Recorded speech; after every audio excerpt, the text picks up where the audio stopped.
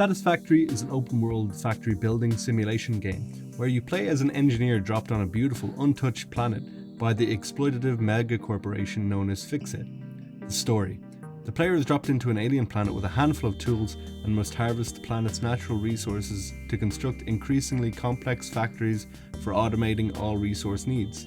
The initial goal is to build a space elevator and begin supplying the mega corporation with increasingly numerous and complex components for their unknown purposes. Could be described as a combination between Factorio and No Man's Sky. Gameplay. By providing your mysterious benefactor with required components, you are given technological advancements. A multitude of tiers and advancements are shown in the hub terminal, which leads you on a continuous voyage of finding and processing natural resources.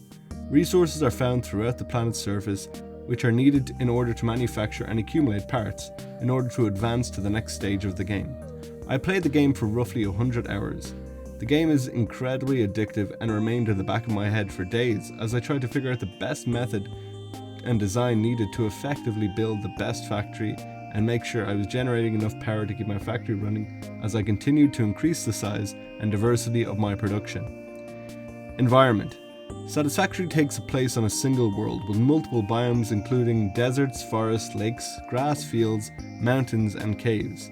The landscape cannot be deformed or changed in any way, nor terraformed. The world also contains creatures for the engineer to encounter, most of which are hostile.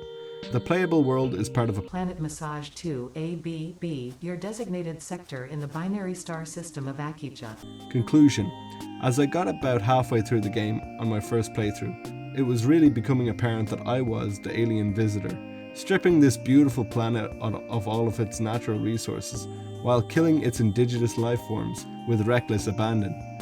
The game is currently limited at Tier 8. For about half the game I became consumed with nuclear power, and subsequently the many other elements and the other objectives I had to accomplish in order to get to nuclear power, like mining bauxite to make aluminium sheeting and doubling my concrete steel beam production in order to make fuel rods. Toward the end of the game I changed the pleasant and beautiful grasslands into a metal and conveyor belt mess of production lines and pipelines. And finally, in the end, after I got to my nuclear power plant, it was up and running and I had more power than I would ever need. I got in my Explorer and explored a little bit of the planet, but ultimately I needed another objective in the back of my mind to make me interested in continuing to play this game.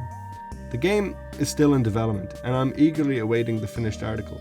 I feel I have already gotten my money's worth out of it, but there is so much more potential for this game. I hope to see what it looks like in the next year. I hope you've enjoyed this review. Thanks for watching.